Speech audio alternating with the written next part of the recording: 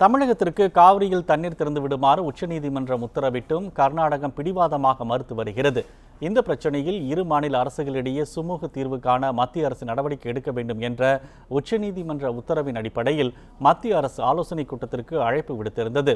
டெல்லியில் மத்திய நீர்வளத்துறை அமைச்சர் உமா பாரதி தலைமையில் நடைபெற்ற இந்த கூட்டத்தில் தமிழகத்தின் சார்பில் பொதுப்பணித்துறை அமைச்சர் எடப்பாடி கே பழனிசாமி, தலைமைச் செயலாளர் ராமமோகன ராவ், பொதுப்பணித்துறை முதன்மைச் செயலாளர் எஸ்.கே. பிரபாகர், காவிரி தொழில்நுட்ப பிரிவு தலைவர் ஆர். சுப்பிரமணியம் ஆகியோர் அடங்கிய குழு பங்கேற்றனர்.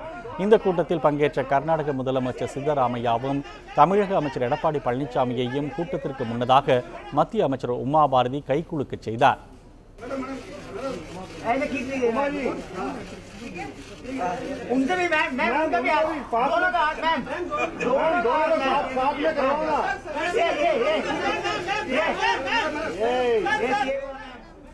இந்த கூட்டத்தில் முதலமைச்சர் ஜெயலலிதாவின் உரையை தலைமைச் செயலாளர் ராமமோகன ராவ் வாசித்தார். காவிரி நடுவர் மன்ற தீர்ப்புப்படி 26ஆம் தேதி நிலவரப்படி தர வேண்டிய 76.042 டிஎம்சி தண்ணீரை கர்நாடகம் திறந்துவிட வேண்டும் என முதலமைச்சர் வலியுறுத்தியுள்ளார்.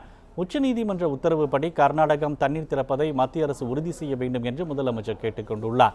காவிரி டெல்டாவில் ஒருபோக சம்பா பெயரையாவது காப்பாற்ற இந்த தண்ணீர் அவசியமாகும் என்று முதலமைச்சர் கூறியுள்ளார்.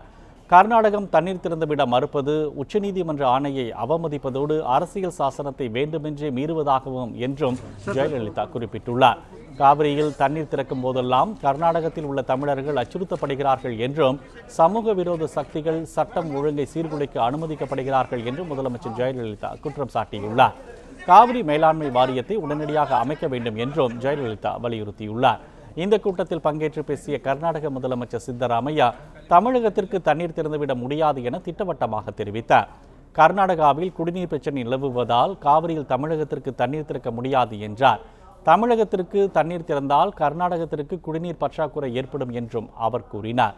இதனால் இக்கூட்டம் முடிவு எட்டப்படாமல் முடிந்துவிட்டது. இந்த கூட்டத்தில் விவாதித்த அம்சங்கள் குறித்து அறிக்கையாக உச்சநீதிமன்றத்தில் தாக்கல் செய்யப்படும் என்று மத்திய அமைச்சர் உமா பாரதி செய்தியாளர்களிடம் தெரிவித்தார்.